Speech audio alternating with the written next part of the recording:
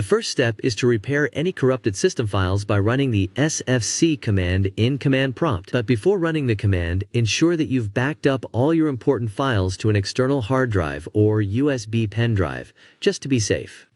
To run the sfc command, open the Start menu or search bar, type cmd, right-click on Command Prompt, and select Run as Administrator. Once the command prompt window opens, type the command sfc/scannow, then press Enter.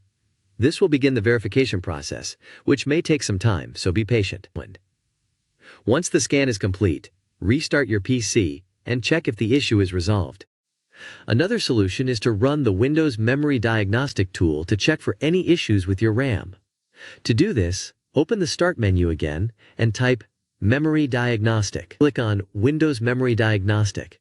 Then select the option that says Restart Now and check for problems. Your system will restart and automatically detect any memory-related issues. I hope you found the video helpful. Don't forget to hit the subscribe, like, and share buttons. If you have any questions, drop them in the comments below. As always, thanks for watching, and I'll see you in the next video.